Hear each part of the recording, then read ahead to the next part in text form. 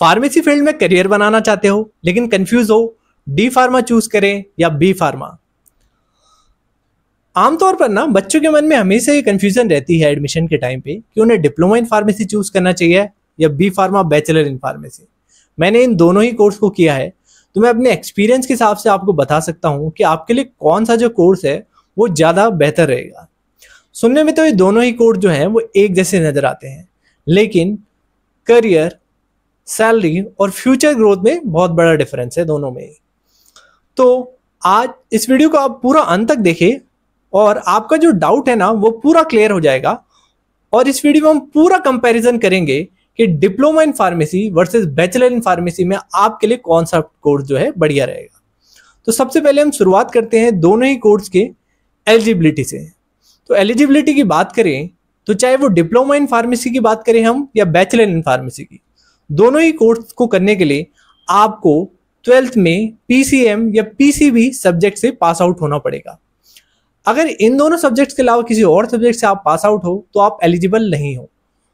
सिर्फ PCM और PCB वाले स्टूडेंट ही इस कोर्स को कर सकते हैं। इसके बाद हम बात करते हैं दोनों ही कोर्स के ड्यूरेशन की।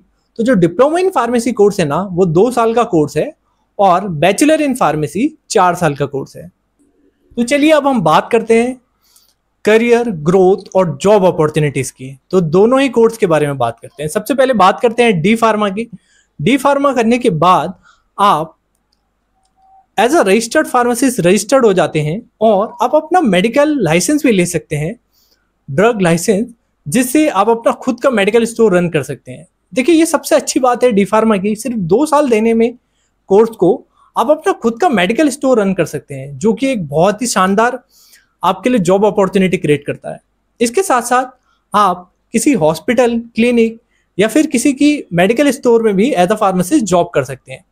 साथ ही साथ आप MR की जॉब कर सकते हैं या फिर आप कंपनीज में भी जॉब कर सकते हैं, लेकिन वहां पे ग्रोथ के चांसेस उतने नहीं होते as compare to B pharma.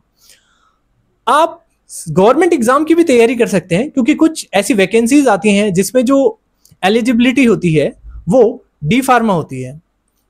अब हम बात करते हैं बी फार्मा की। तो बी फार्मा करने के बाद भी आप अपना खुद का मेडिकल स्टोर रन कर सकते हो। इसके साथ साथ आप हॉस्पिटल, क्लिनिक्स और किसी के मेडिकल स्टोर पे एज अ फार्मासिस्ट भी काम कर सकते हो। साथ ही साथ आप अपना जो लाइसेंस है ना उसको भी रेंट पे दे सकते हो। और इसके साथ ही आप इंडस्ट्री में भी जॉब कर सकते हो। इंडस्ट्री में आप देखिए मैन्युफैक्चरिंग, QA, QC और R&D बहुत सारे डिपार्टमेंट्स होते हैं जहाँ पे बी फार्मा वालों की वैकेंसीज होती है। इसके साथ ही साथ आप फर्दर स्टडीज भी कर सकते हो, जैसे GPAT का एग्जाम आता है वो क्लियर करके आप नाइपर और बड़े बड़े कॉलेजेस में एडमिशन ले सकते हो और वहाँ से M फार्मा कर सकते हो। साथ ही साथ आप MBA भी कर सकते हो, आप PhD भी कर सकते हो और फार्मा डी भी कर सकते हो। फार्मा डी जिसे डॉक्टर इन फार्मेसी कहते हैं, उस कोर्स के लिए भी आप एलिजिबल हो सकते हो बी फार्मा करने के बाद। अब हम बात करते हैं बी फार्मा करने के बाद आप जो है वो ड्रग इंस्पेक्टर, DI जिसे हम बोलते हैं, उसका एग्जाम भी दे सकते हो। सेंट्रल और स्टेट लेवल पे वैकेंसीज आती हैं, उन दोनों के लिए ही एलिजिबल हो जाते हो आप।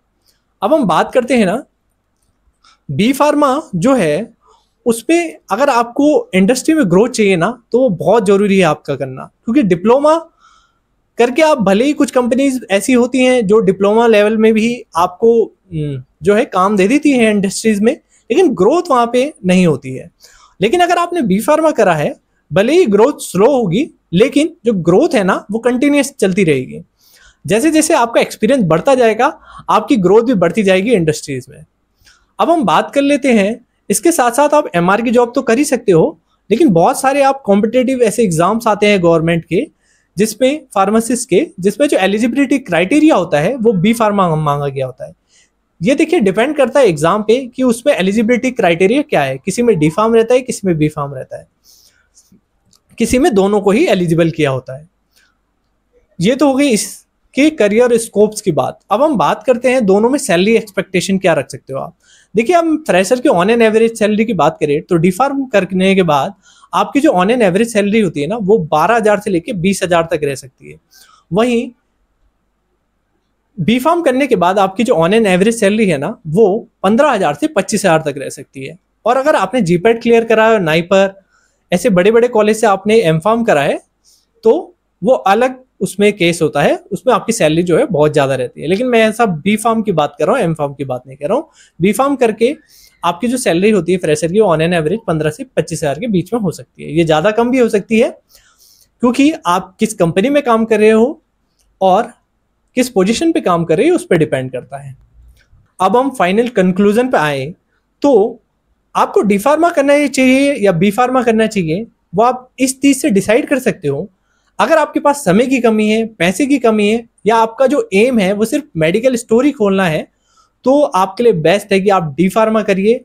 लेकिन अगर आपके पास टाइम है, आप इंटरेस्टेड हो, आप बी फार्मा के बाद और पढ़ाई करना चाहते हो, एम फार्मा, पीएचडी, या फिर आप फार्मा डी करना चाहते हो, या अदर आप स्टडी करना चाहते हो जैसे एमबीए, तो आपको बी फार्मा ही करना चाहिए, क्योंकि उससे आपके बहुत सारे ऑप्शंस है ना वो खुल जाते हैं। लेकिन डी फार्मा करने के बाद ऐसा नहीं है।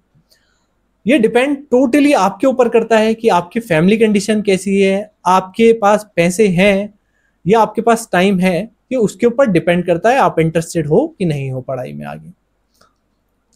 उम्मीद करता हूं अब आपका जो डाउट है ना वो क्लियर हो गया होगा एकदम, कि आपको डी फार्मा चूज करना चाहिए या बी फार्मा चूज करना चाहिए।